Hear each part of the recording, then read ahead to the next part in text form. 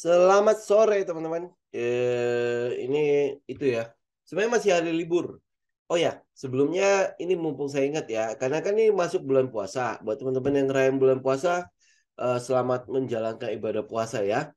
Nah, jadi ini kan tanggung nih kalau kita jam 6 berarti pas maghrib, pas mau buka puasa juga kan.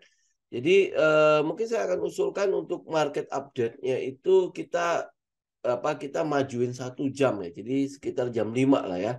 Jadi ya sembari bisa menunggu yang berbuka kita mungkin bisa mereview market ya. Jadi untuk minggu depan kita akan mulai lebih awal sekitar jam 5 sore ya.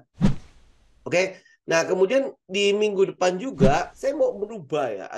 Kita udah mulai akan merubah switchingnya gitu. Jadi salah satu dari market review kita mungkin di Selasa ya akan kita ambil untuk forex ya, untuk forex. Jadi untuk saham itu kami sama Sabtu aja ya. Jadi udah kayak gitu. Kemudian ya Selasa ya kurang lebih untuk forex. Jadi buat teman-teman yang nanti mau ikutan nanti nanti nanti saya bikin dulu ya grupnya ya, untuk telenya segala macam ya yang mau ikutan masuk dulu ke situ jadi biar apa seenggaknya kita gembleng dulu lah jadi nggak apa ya nggak tiba-tiba apa ya masuk ke situ nanti tiba-tiba rugi saya juga repot kan ya oke. Nah ini kita mulai dulu untuk market update kita ya ini hari Jumat kan habis udah libur terus indeks kelihatannya baik-baik aja ya oke walaupun sebenarnya udah lumayan berdarah-darah untuk aja kita libur jadi nyepi libur bersama terus hari Jumat udah mulai baik-baik lagi ya. Nah, apa yang kita mau lihat di sini sebenarnya saya cuma mau itu aja ya, mention aja sedikit mengenai apa sih yang sedang terjadi saat ini gitu ya. Kalau teman-teman mungkin lihat kok kayaknya semua orang khawatir tentang krisis perbankan ya, krisis perbankan yang sedang terjadi saat ini di Amerika maupun di Swiss ya, di Eropa. Jadi ya ini sekarang kita sedang nunggu ya ada satu bank lagi DB nggak tahu bakalan kena apa enggak ya. Tetapi poin utamanya adalah gini, kalau untuk yang kredit untuk yang apa namanya usaha perbankan yang goyang ini masih agak jauh ya sebenarnya dari krisis. Oke, masih agak jauh dari krisis. Tetapi memang ada peluang mengarah ke situ. Kalau yang ini tidak terhandle. Jadi ada beberapa update kita. Teman-teman juga bisa lihat ya di Telegram kan. Kemarin tuh sampai sempat 6 bank sentral dunia. Jadi bank sentral Jepang, terus habis itu Inggris, Eropa, Kanada, terus sama US ya. Berarti 5 ya, 5 bank sentral, benar ya, Jepang, Inggris, Euro, Kanada, sama ya Amerika ya. Jadi ada 5 bank sentral itu mengeluarkan statement. Jadi mengeluarkan statement dan mengeluarkan pernyataan. Jadi memberikan mandat kepada the Fed yaitu yang punya US dollar untuk bisa menyediakan likuiditas berupa US dollar yang tadinya itu reponya itu sekitar 7 harian ini enggak setiap hari daily. Jadi daily, jadi ditugaskan kepada the Fed untuk menyediakan likuiditas ya dan itu bisa tersedia daily. Itu kepada itu ya kepada 5 negara yang tergabung itu. Maka dari teman-teman kalau lihat dari balance sheet-nya apa namanya nggak sempat ngambil balance sheet-nya the Fed itu mengalami kenaikan likuiditas yang disiram lagi ke pasar ya likuiditas yang disiram lagi ke pasar itu hampir setengah daripada yang kemarin sudah diambil balik. Ya, itu nanti mungkin teman-teman bisa lihat di ini ya. Kalau nggak salah ada di sini nih balance sheet the Fed balance sheet ada nggak ya? Di Trading View ya biasanya ada sih ini the Fed US nah ini US Central Banks balance sheet. Jadi ini teman-teman bisa lihat ya apa yang terjadi nih ya dia dari kan puncaknya itu ada di teman-teman yang di IG itu nanti lihat di itu ya lihat di Trading View tickernya itu adalah USCCBBS ya itu adalah balance apa grafiknya si balance sheet-nya The Fed ya. Teman-teman bisa lihat ya, dari bulan Mei, bulan April 2022 itu kan dia sudah melakukan pembelian kembali ya. Pembelian kembali, jadi likuiditas yang ada di pasar ditarik balik ya, ditarik balik.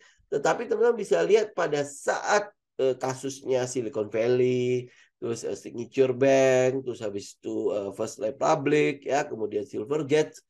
Nah, The Fed itu masukin lagi atau menginjek lagi likuiditas di pasar itu hampir setengah dari yang sudah diambil balik.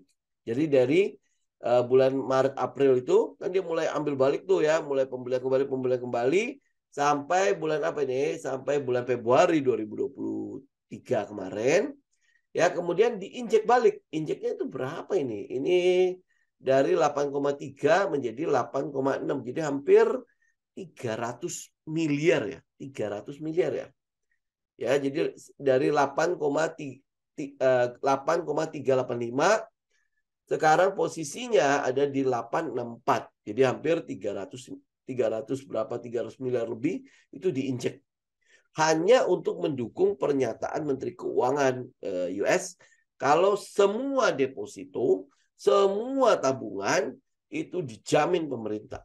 Ya jaminannya pasti 250 ribu US dollar ya per tabungan itu dijamin. Oke, nah sekarang kita kan mau lihat kejadian ya. Ini sebenarnya kejadian bahaya nggak sih dengan Silicon Valley, terus habis itu Signature Bank, 4 bank loh, 4 bank yang akhirnya kolaps kan. Apakah akan terulang 2008 punya kejadian ya 2008. Nah ini kalau kita lihat itu jauh ya jauh.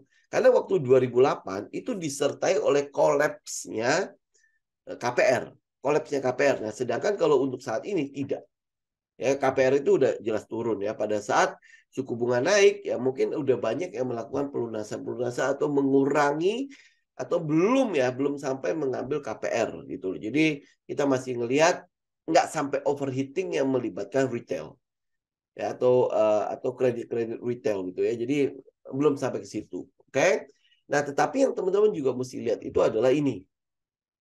Tabel di depan kita ini adalah bagaimana sebenarnya kerja dari sebuah bank ya. Kerja dari sebuah bank, kekuatan sebuah bank itu kan terletak dari confidence atau di kerahasiaan dan trust. Trust itu berarti kepercayaan kan ya. Jadi kenapa kita mau nabung di bank? Ya karena mereka ya nggak sampai buka data kita ke semua orang, setiap orang seenak jidatnya gitu ya. Kemudian kita trust ya ada trustnya karena mungkin banknya berkembang dan lain sebagainya kan. Nah kalau confidence yaitu kerahasiaan dan kepercayaan itu dijaga ya otomatis sebuah bank itu ya tetap akan baik-baik saja ya. Jadi kalau dilihat dari kekuatan dari sebuah bank, ditanya ke Indonesia apa yang akan terjadi pada bank-bank Indonesia, jauh ya. Kita masih percaya gitu loh, masih percaya sama Bank Indonesia, kita masih percaya sama pemerintah, kita masih percaya pada kinerja yang oleh bank-bank yang mungkin kita taruh ya tabungan kita, uang kita di situ ya, kita masih percaya. Terus habis itu soal tingkat kerahasiaannya segala macam mereka juga masih cukup menjaga itu. Jadi ya kalau lihat dari ini kekuatan ini jauh ya, jauh banget ya. Tetapi begitu ada sebuah bank cacat dalam dua hal ini, cacat saja ya. Nah itu tingkat kepercayaan masyarakat untuk bank itu pasti akan turun. Ya, nah kita lihat ya. Nanti kita balik ke Silicon Valley ya. Ini yang paling hangat itu adalah Credit Suisse. Ya, Credit Suisse itu sudah mengalami yang namanya kena denda. Kena denda itu dari tahun 2000-an. 2000 berapa gitu. Dia sudah mengalami denda itu sampai segitu. Nah, sebuah bank bisa dikenai denda. Kenapa? Karena ada kedua hal ini artinya kerahasiaan sama kepercayaan itu dilanggar. Ada something di situ yang membuat dia keluar batas sehingga didenda oleh otoritas. Ya, nah CS itu ya jadi udah dilanggar. Nah akhirnya timbul mungkin kayak ras atau apa gitu ya pelan-pelan keluar habis gitu. Ya teman-teman bisa lihat lah bagaimana harga dari si CS-nya sendiri, harga saham dari CS itu sampai udah mendekati nol, udah mendekati nothing gitu loh. Ya sampai akhirnya dibeli oleh saya lupa banknya apa lagi ya, sampai akhirnya dibeli dengan harga yang sangat murah. Dengan harga yang sangat murah, jadi cuma 2 miliar US dollar untuk sebuah bank yang namanya kredit CS ya, Credit Suisse ya. Itu bank yang sudah lama banget beroperasi di banyak negara, yang harusnya dia punya satu aset yang begitu luar biasa ya, dan akhirnya cuma kebeli diakuisisi dengan 2 miliar US dollar. Padahal sebelum diakuisisi itu valuasinya itu masih sekitar 7 miliar US dollar. 7 miliar ya US dollar, tapi dalam satu hari ya, dalam satu malam itu jatuh dan tinggal sekitar 2 miliar dolar. Dan banyak sekali yang kena. Arab Saudi juga kena kan. Kenapa? Karena mereka kemarin belinya juga di harga yang tinggi ya. Jadi ini yang teman-teman lihat. Jadi apakah akan ada pengaruh sampai ke Indonesia? Yang penting dua hal ini. Ya, dua hal ini untuk perbankan Indonesia tidak sampai dilanggar. Nah, balik ke Silicon Valley. Itu juga sebenarnya bukan kasus yang baru terjadi ternyata. Jadi ini sebenarnya ya kayak kita bilang ya, sekam ya, yang sudah dibakar, apinya aja yang baru belum kelihatan. Jadi apa yang kita mau urutin agar nanti di Indonesia kita bisa ngeliat kira-kira ada potensi nggak ya bank-bank kita itu akan mengarah ke situ. Jadi apa yang terjadi di situ, teman-teman bisa lihat ya. Waktu pandemi atau sebelum pandemi, kita tahu bahwa tingkat suku bunga perbankan di US sana itu dalam keadaan rendah-rendahnya, yaitu sekitar 0,25%. Itu hampir boleh dibilang katakanlah nggak ada lah. Ya udah nol aja, 0,25% loh.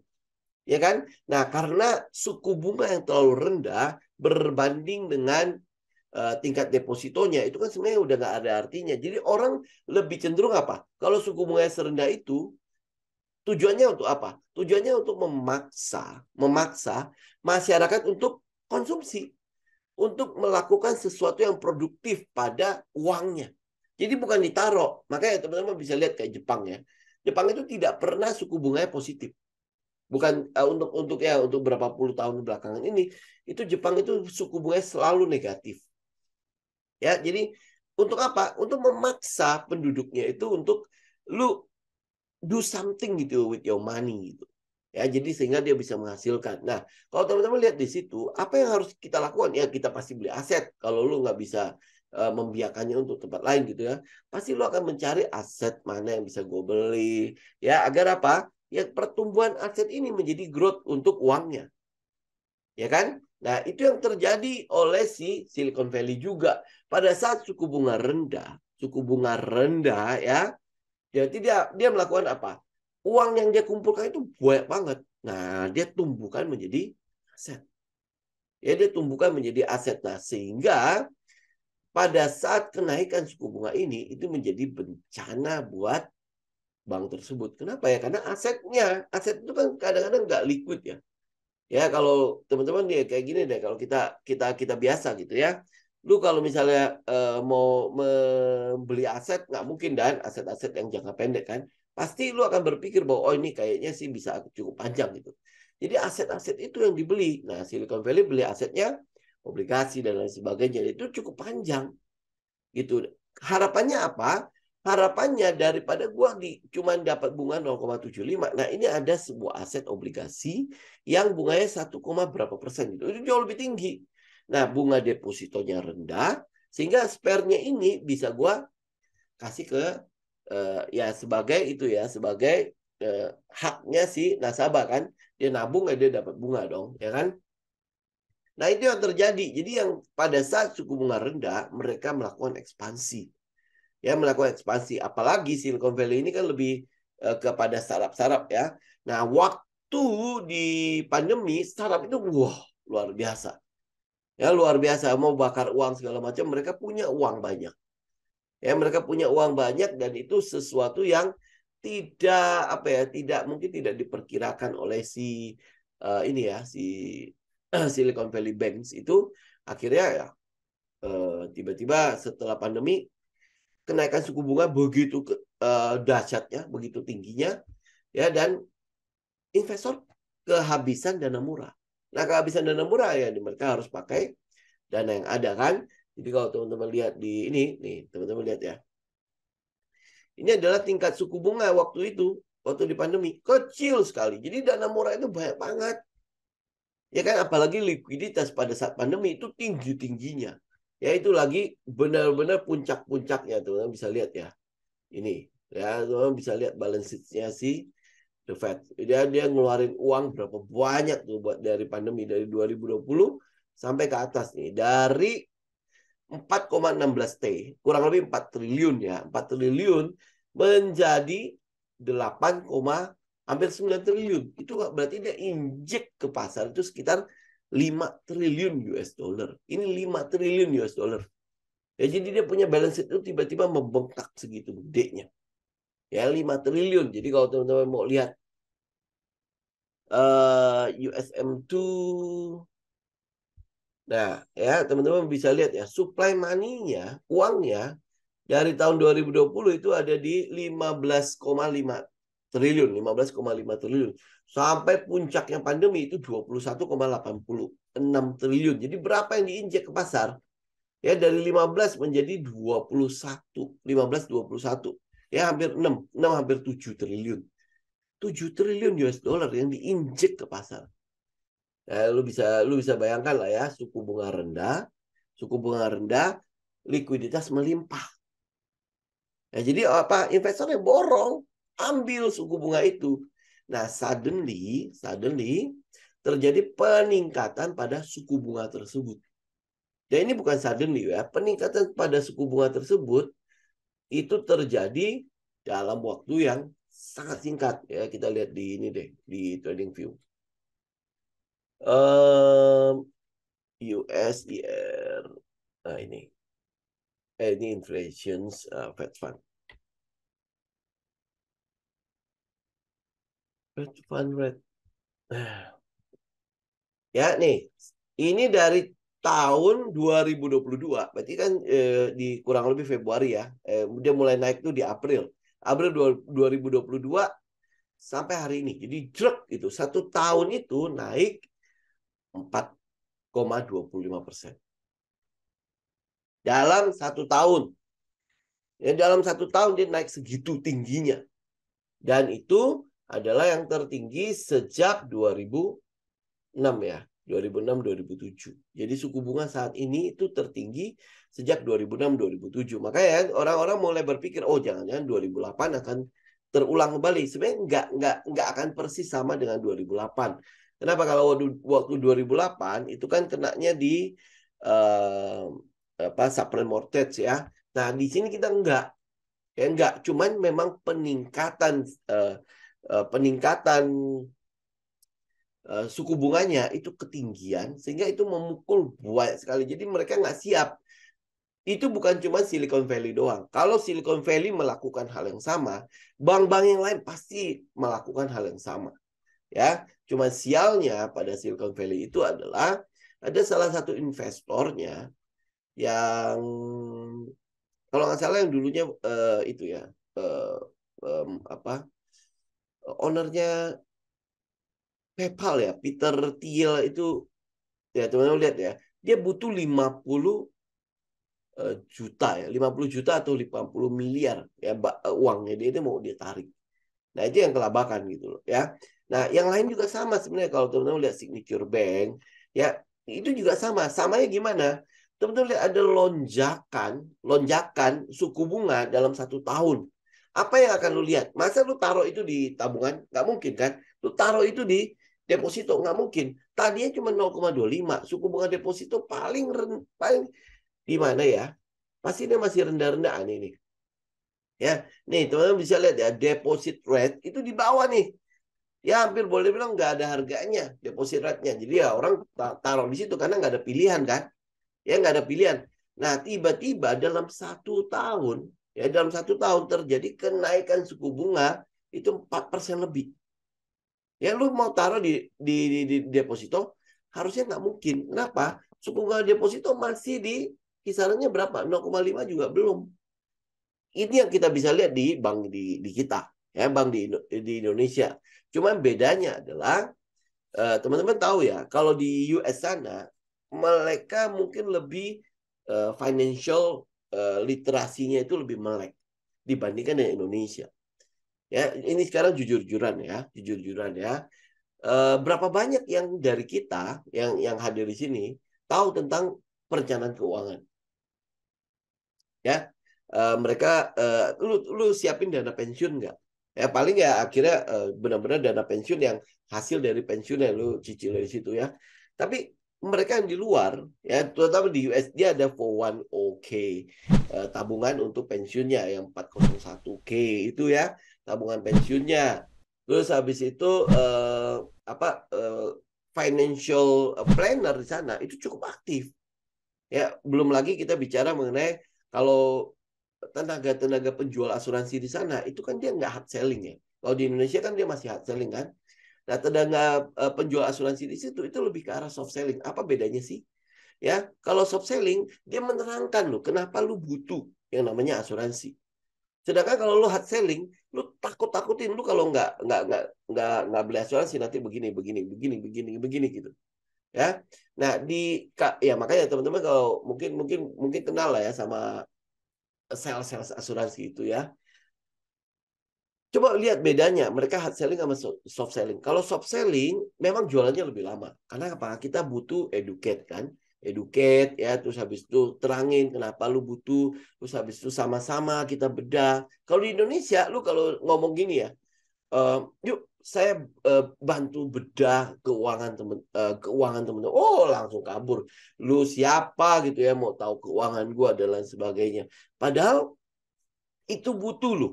Ya itu butuh. Cuman ya kita nggak bakalan mau buka-bukaan begini, ya kan? Nah jadi Indonesia masih lebih ke arah hard selling gitu. Nah sedangkan kalau di luar enggak, mereka lebih ke arah soft selling di mana melek untuk keuangannya mereka jauh lebih tinggi. Nah ini balik lagi ke kasus begini ya. Ini cuma contoh kasus sederhana doang di Indonesia sama di US itu bedanya seperti apa. Ya, nah kalau mereka lihat gini, oh gila ya deposito gua cuma 0,5 bunganya. Oke, 0,5 bunganya. Sedangkan itu ada loh obligasi pemerintah yang bunganya 4%. Lu beli nggak? Pasti dia akan ke sana beli. Nah, balik lagi ke Indonesia. Berapa banyak yang beli ori di sini? Ya, obligasi Republik Indonesia. Nggak banyak. Nggak banyak yang beli. Tapi kita mau loh. Misalnya contoh ya, suku bunga tabungan sekarang berapa sih? 0,5 juga enggak ya. 0, apa? Paling sekitar 3% lah ya. Per tahun loh itu. Per tahun ya. Deposito juga paling lu dapat paling tinggi berapa sih ya paling 6-7%. Ini yang wajar loh ya, ini yang wajar ya. Ada sih yang nawarin sampai 12% segala macam itu ya udahlah. Ya 6-7% gitu. Nah, ini ada yang obligasi gitu misalnya. Dia punya fixed rate sekian sekian sekian sekian. Berapa banyak sih yang pindahin uangnya untuk sana? Ya kan? Kenapa ya? Karena gue takut gitu loh. Nanti kalau misalnya dia turunin suku bunga bagaimana? Terus habis itu nanti gue gimana jualnya kalau gue butuh uang? Padahal kan ori katanya liquid kan? Nah kita nggak tahu. Benar kita nggak tahu itu. Nah itu salah satu contoh lah. Literasi keuangan kita pasti rendah banget. Udah daripada kita ribet di situ, udah taruh aja tabungan, udah situ aja udah. Gitu. Jadi nggak akan berkembang. Nah, oke. Jadi kalau teman-teman lihat ya, kalau teman-teman balik lagi ya ke ini ya, ada kenaikan suku bunga yang begitu tinggi, jadi itu mendorong deposan-deposan nasabah-nasabah untuk mencairkan uangnya dimasukkan ke suku bunga yang tinggi-tinggi itu. Jadi instrumennya dia cari. Jadi money market fund rate-nya itu dicari. Ya oke, gue pindahin. Mereka akan pindahin itu. Nah, kecenderungan mereka menarik uang itu membuat likuiditas perbankan itu sedikit goyang. Oke? Itu sedikit goyang. Kenapa itu terjadi? Ya karena The Fed naikin suku bunga kekencengan. Ya kecepatan. Ya kenapa? Karena dia mau ngejar target inflasi 2%. Oke? Jadi ini kita mulai masuk ya ke arah fear-nya ya, oke? Jadi kalau The Fed tidak pause, maka yang dikhawatirkan oleh market adalah ini nasabah tetap terus menarik uang, apalagi udah mulai ada kasus tentang confidence-nya, ada kasus tentang trust-nya kepada perbankan. Ya kan mereka udah mulai kasus kan. Jadi kalau ini kasus terus berlanjut, otomatis yang sehat pun nanti akan kena tuh. Yang sehat pun akan kena. Maka dari itu pemerintah melalui Menteri Keuangan menjamin kan semua uang nasabah, semua deposan, segala deposito segala macam itu dijamin. Ya kan dijamin oleh pemerintah. Jadi mungkin agak reda dikit ya, agak reda. Tetapi teman-teman juga dilihat kemarin kita pikir atau market mungkin sedikit berharap bahwa The Fed itu mulai akan keluar pernyataan bahwa dia akan stop naikin suku bunga. Kayak Indonesia lah, kayak Bank Indonesia kan udah bilang kan, kita stop naikin suku bunga. Itu direspon bagus oleh market, berarti kan udah stop nih. Ya, tapi The Fed tidak. Kemarin dia masih mengatakan bahwa target inflasi kita adalah 2%. Jadi kita masih berfokus pada ngelawan inflasi tersebut. Nah, otomatis apa? Kenaikan suku bunganya masih akan terjadi. Jadi masih mungkin ada sekali atau dua kali lagi. Ya, akan ada kenaikan suku bunga lagi. Nah, kalau dia naik lagi, teman-teman akan lihat ya, ini kasusnya loh ya. Kasus ini akan berkembang lebih panas nggak sih? Gitu nanti karena untuk yang itu ya, kenaikan suku bunga ke depannya itu kurang lebih di bulan Mei. Ya, bulan Mei. Jadi kita masih nunggu lagi nih. Tetapi sentimen ini akan terus mengalir nih. Sentimen ini akan mengalir. Mengalirnya apa? Sudah ada pernyataan bahwa inflasi akan tetap di 2%. Jadi dia akan fight itu. Ya, caranya fight gimana? Ya, naikin suku bunga. Jadi dia masih akan ada kenaikan suku bunga lagi, ya nggak tahu berapa basis poin lagi ya.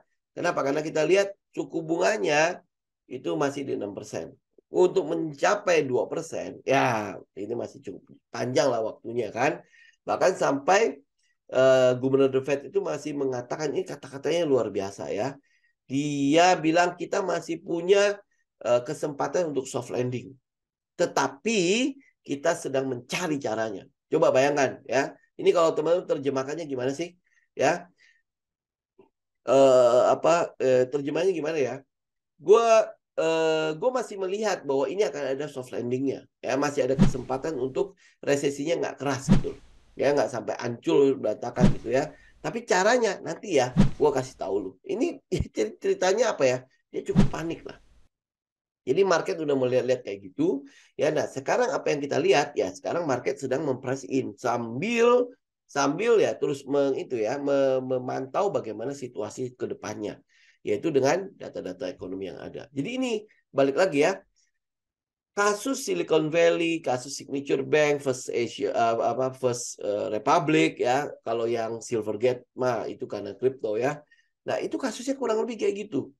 Jadi jarak antara suku bunga deposito dengan ya money market yang dikeluarkan oleh The Fed itu kejauhan, timpang gitu kan. Sehingga uangnya mereka tarik. Uangnya mereka tarik dari bank-bank yang ada, terus habis itu mereka belikan obligasi. Ya, makanya teman-teman lihat ya, pengumpulan uang yang dilakukan oleh The Fed cukup berhasil. Ya, dilakukan oleh The Fed cukup berhasil. Tetapi jangan lupa, pada saat suku bunga rendah, nah bank-bank ini ngapain gitu loh? Dia puterin uangnya kemana? Karena kalau disalurin kredit, nggak ada yang mau karena waktu pandemi. Apakah dia kasusnya seperti Silicon Valley? Beli aset. Ya, beli aset. Nah, kalau dia beli aset, likuiditas nggak ada.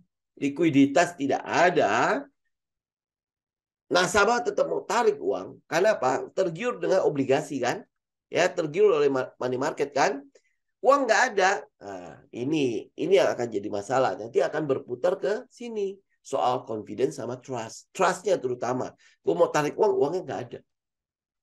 Ya, nah trustnya sekarang yang sedang dibangun oleh pemerintah adalah gue jamin lu pasti ada.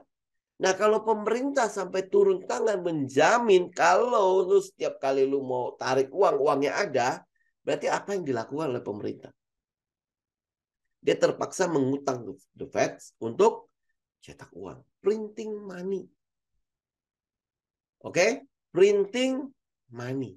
Nah, kalau udah Jadi dari lima bank sentral dunia sudah memberikan mandat kepada The Fed untuk menyediakan likuiditas. Ini 5 negara loh. 5 negara besar. Jadi Euro, Inggris karena udah nggak masuk Euro kan. Kemudian Jepang, habis itu Kanada, ya, termasuk The Fed itu sendiri itu sudah memberikan mandat. Ya, lu harus siapin. Itu bukan untuk weekly segala macam. Ini daily. Ya, ini daily. Jadi daily. Jadi kalau kapanpun kelima negara itu butuh US dollar, lu harus siapin. Artinya apa? Ini mandat dulu printing money. Ya karena teman-teman tahu lah US dollar dari mana sih? Ya pasti dari sana lah ya. Jadi udah tinggal dia print aja karena ada jaminan dari mereka dari ini bank-bank sentral itu untuk akan membelikan obligasi-obligasi yang ada.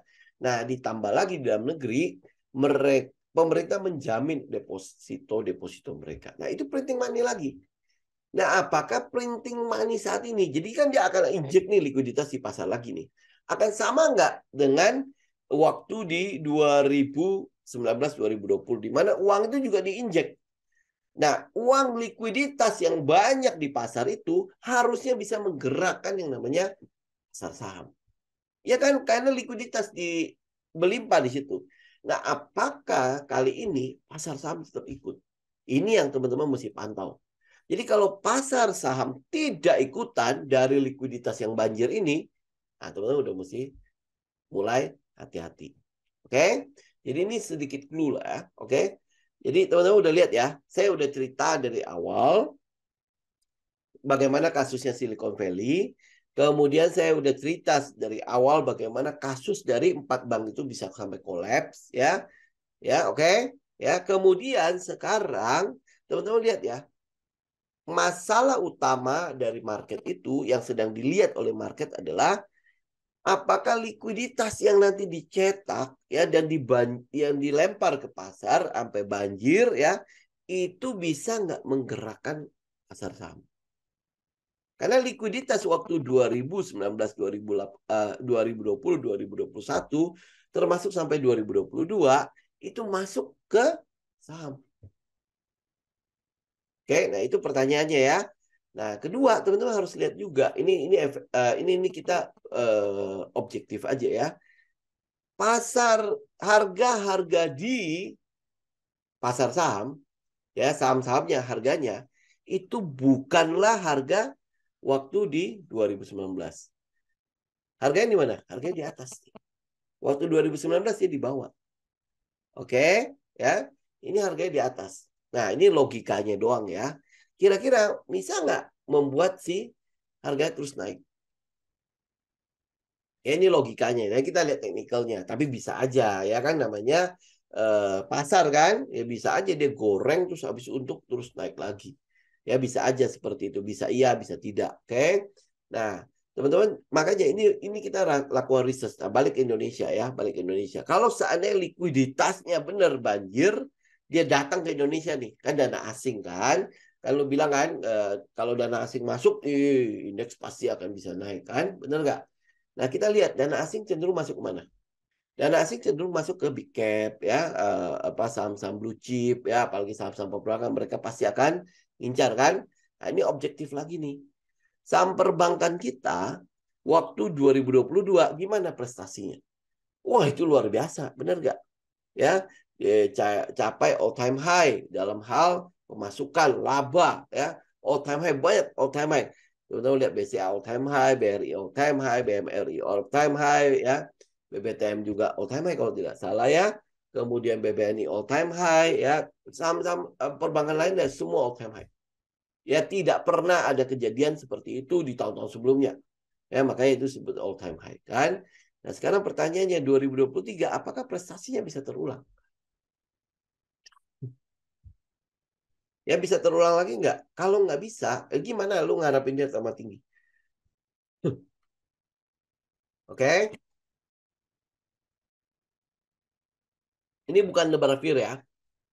Jadi nanti kita balik ke technical. Jadi apa yang kita lihat saat ini, moga-moga saja sentimen ini ya, sentimen yang terjadi di US market termasuk di Eropa sana, itu tidak sampai mengganggu pertumbuhan ekonominya kita. Apalagi ini tahun udah boleh bilang tahun politik lah. Kalau saya tidak salah ya, pemilu tahun depan itu di Februari ya. Ya, kalau saya tidak salah nih, pemilunya itu di Februari. Nah, kalau pemilu ya di Februari awal tahun, ya berarti kan sebentar lagi kita akan masuk masa kampanye. Ya, jadi pemerintah udah pasti nggak efektif ya. Ya moga-moga tidak terjadi apa-apa di situ. Nah, kalau sampai terjadi apa-apa bagaimana? Oke. Ini kalau sampai terjadi apa-apa loh ya. Jadi yang teman-teman lakukan adalah teman-teman siap-siap. Teman-teman siap-siap saja dengan cash. Ya, jadi kalau sampai dia turun, ini kalau sampai dia turun, bisa turun, dia bisa enggak ya. Kalau sampai dia turun, yang kita incar pertama kali adalah saham-saham big cap, ya big cap yang fundamentalnya tidak berubah. Bagaimana kita bisa tahu fundamentalnya tidak berubah? Ya, teman-teman tinggal lihat penurunan ini karena apa? Oh, karena faktor luar. Sedangkan untuk di Indonesia sendiri itu tidak ngapa-ngapain. Teman-teman ras nggak BCA? Enggak, ngapa-ngapain orang BCA baik-baik saja. Ngapain lu ras? Ya kan? Gitu loh, ya kan? Nah, ada kejadian ekonomi yang luar biasa nggak di Indonesia? Nggak ada. Yang nggak ada. Yang ada itu adalah teman-teman bisa lihat cadangan devisa kita luar biasa. Kemudian surplus neraca perdagangan kita luar biasa. Nggak ada sedikit pun yang kayak di 98 tiba-tiba diras ya banknya sampai nggak ada duit ya nggak ada ya. Dan kedua teman-teman juga bisa lihat ya bagaimana usaha Bank Indonesia, usaha pemerintah ya itu jauh lebih siap dibandingkan dengan yang di US sana. Kita mengadakan stress test ya. Stress test ini apa, berapa besar nih apa kemampuan si bank ini bertahan kalau terjadi rush. Ya, kita punya rasio likuiditas itu untuk bank-bank besar ya itu kurang lebih di atas 20%.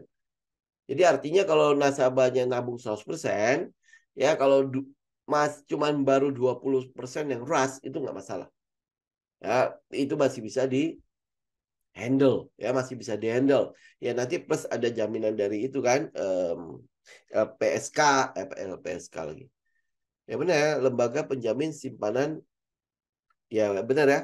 Nah, LPS, sorry ya. Nah, itu kita masih punya LPS itu masih menjamin 2 miliar. Jadi udah masih cukup tenang lah. Dibandingkan dulu 98 itu kan nggak ada tetek bengek ini. Ya lu mau tarik uang kan harus ngantri kan, dan tarik pun satu orang cuma 10 juta. Ya waktu itu ya sempat 5 juta atau berapa gitu ya. Teman-teman yang sempat ngantri ya share aja lah. Ya. Nah, itu yang kita lihat. Jadi masih tidak terjadi apa-apa. Nah, kalau dia tidak terjadi apa-apa, langkah pertama teman-teman pada saat terjadi crash pada market, lu lihat big cap-nya. Big cap yang tidak berubah fundamentalnya. Oke, fundamental tidak berubah. Ya, ada beberapa sih saham yang cukup menarik. Kayak misalnya BMRI kan mau stock split nih. Ya, jadi itu pasti akan jauh lebih menarik. Karena harganya pasti jauh lebih terjangkau kan. Jadi pasti akan ada likuiditas yang terinjek di sana juga. Kemudian untuk lihat kayak bank yang swasta ini yang misalnya kayak BCA. Ya, saya nggak rekomend loh ya. Saya hanya bicara saja. Kayak BCA ya kan, ini kan apa ya, kita nggak bisa bilang lagi too big to fail ya, tapi nggak ada yang apa ya, nggak ya ada yang kita lihat bobrok gitu di dalam situ, betul ya. Ya jadi ini yang kita lihat. Kemudian ada saham-saham yang perbankan juga yang masih punya sentimen ya. Kita lihat mungkin yang paling dekat itu kayak ini yang saya ikutin ya, kayak BDMN kan punya Garuda Funds ya. Garuda Funds itu berapa ya? Berapa triliun gitu dia punya. Artinya dia punya likuiditasnya. Kalau nggak diinjek untuk beli startup ya dia bisa untuk apa likuiditas buat mereka kan. Jadi itu cukup gede. Jadi kalau dibilang ini akan menepak ke Indonesia, kayak agak jauh ya. Oke, itu yang teman-teman harus lakukan. Jadi kalau dia crash, lu siap aja dengan dana, kita ambil di bawah. Jadi yang Pak Lo bilang ya kita beli bajai beli Mercy dengan harga bajai. Ya, itu saat-saat itu yang lu tunggu. Ya, jadi nggak usah takut, nggak usah takut. Yang mungkin yang jadi psikologi kita adalah pada saat market lagi turun nih, lu juga nggak berani ngambil. Nah, makanya saya mau ingatkan teman-teman hari ini, pada saat dia lagi turun, lu udah lihat nih, dia murah. Ya, dia murah. Maksudnya dalam arti ya lu lihat dari technical itu pasti dia ada di sekitar support ya. Sekitar support. Nah, lu cek sentimennya. Kalau sentimen masih terus menguat, ya lu jangan tampung dulu. Jangan tampung dulu ya. Kita tinggal cek apa kalau dia jebol sentimen selanjutnya di mana ya. Nah, pada saat dia udah mendekati sentimen apa support atau area of value-nya kita, area kunci kita, nah lu cek lagi sentimennya menguat lagi enggak. Oh, kalau dia udah mulai melemah ya, udah ada solusi, udah ini, oh kayaknya udah mulai oke nih. Ya, nah itu adalah daerah lu tampung. Ya hanya itu aja. Jadi teknikal yang akan memperlihatkan kepada kita udah boleh tampung apa enggak. Jadi jangan kayak apa ya, kayak orang ini mungkin kalau kita bilang ya menangnya trader dibandingkan investor.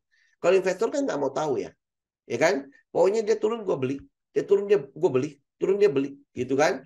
Udah pokoknya hajar aja. Kok gue tahu tujuan gue kan nanti ya mungkin 10 tahun lagi segala macam.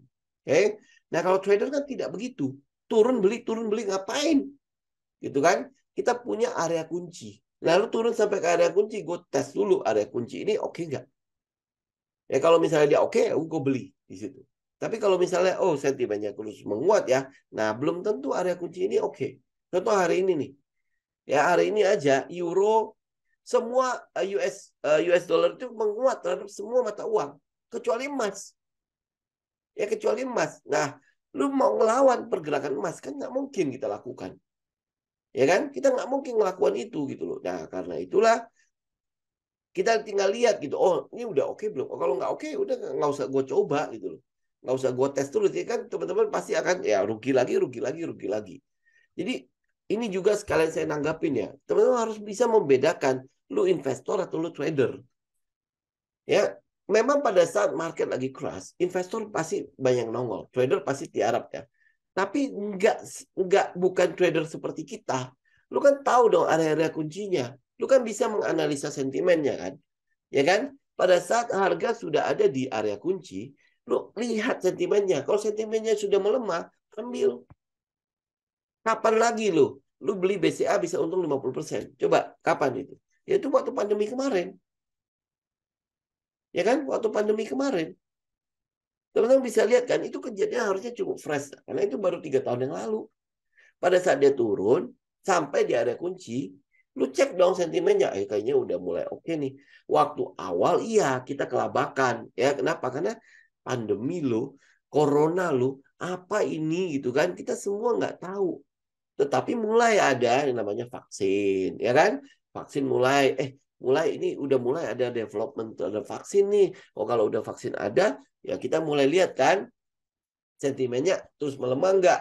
Oh vaksinnya ternyata masih banyak nih kontroversinya, kan kayak gitu ya. Itu kan sebenarnya lu menganalisa sentimen. Kalau udah oke, ya udah kita ambil. Gitu. Waktu corona, teman-teman juga bisa lihat kan kebijakan pemerintah apa? Mensupport, dia tahu bahwa nanti kalau perbankan kalau sampai hancur kan nggak pas kan, maka dia mulai keluarin yang namanya kebijakan untuk mendukung bagaimana nih si roda perekonomian ini jalan. Kreditnya diperlunak ya, lu boleh stop bayar dulu karena memang ini kejadian di seluruh dunia kan, kita juga nggak tahu kayak gimana kan. Nah begitu dia udah mulai melemah, teman-teman udah bisa melakukan analisa di situ ya, dan akhirnya ya BCA berapa ya? Ya, teman-teman hampir boleh bilang tidak mungkin lah dalam keadaan normal lu bisa dapat BCA 30%, 40%. Itu nggak mungkin punya lah. Ya nonsense lah ya. Nah, cuman pada saat-saat seperti itulah, pada saat fear-nya itu luar biasa, terus didukung oleh kegiatan ekonomi yang memang membuat itu bisa anjlok. Nah, di situ lu lihat, kalau fundamentalnya nggak berubah, mulai ambil gitu. Ya, oke, saya pikir itu ya teman-teman ya. Ini mungkin update saya. Kemarin juga saya boleh minta maaf ya teman-teman ya, karena memang libur juga ya. Suara saya habis gitu loh. Ini juga udah baru ini ya. Masih masih teman-teman masih bisa itu ya, berasa lah ya. Suara saya habis gitu. Jadi kalau ngomong itu udah kayak susah banget. Kalau sedikit teriak batuk jadinya. Kenapa ya? Karena ya habis gitu loh. Ya, lu teriak dikit ya jadinya nggak enak tenggorokannya. Gitu ya. Oke, sampai sini teman-teman ada pertanyaan nggak? Cukup clear ya. Jadi ini masalahnya di situ, ya, masalah di situ. Suku bunga rendah, kemudian terjadi kenaikan Fed fund rate-nya itu tinggi banget. Jadi orang mulai tertarik pada obligasi.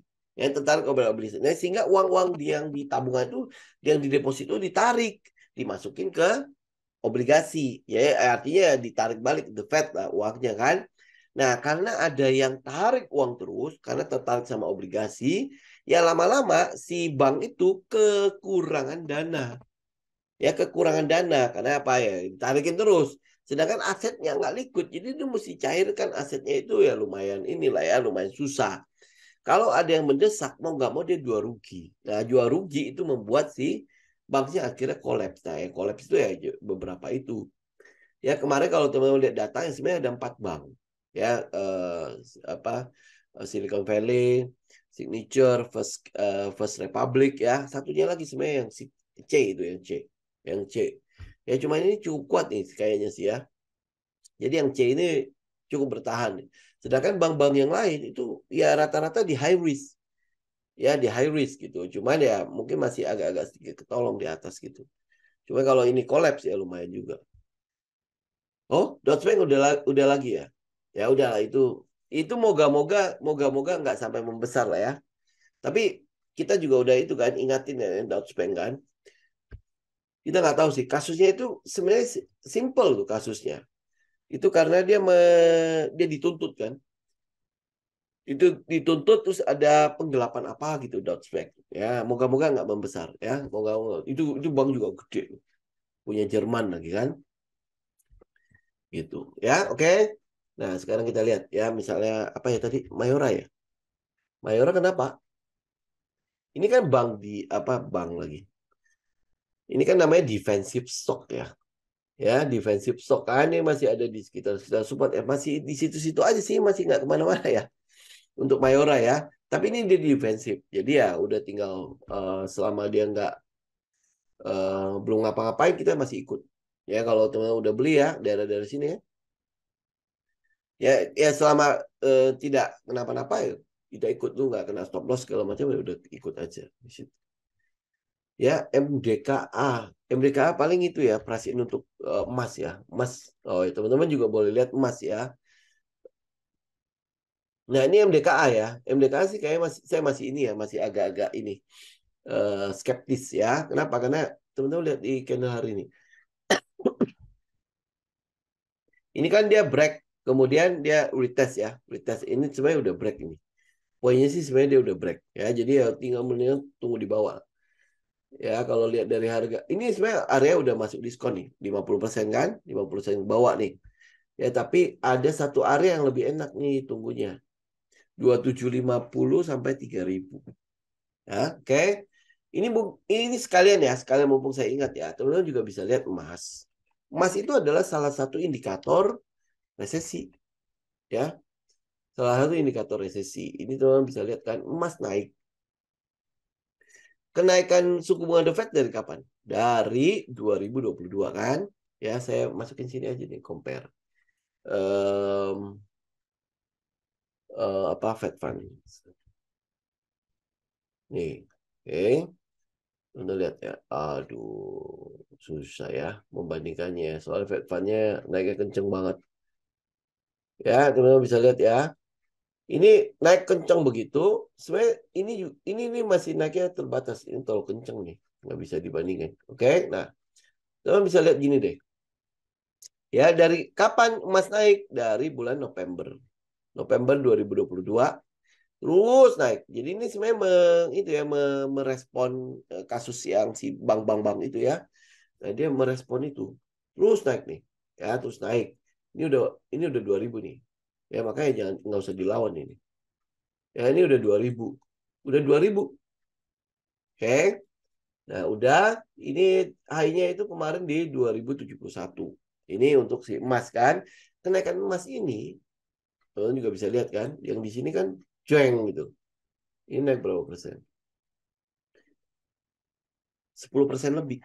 Ya, 10% dalam nggak sampai sebulan loh. 10%. Ya, 10% kenaikannya.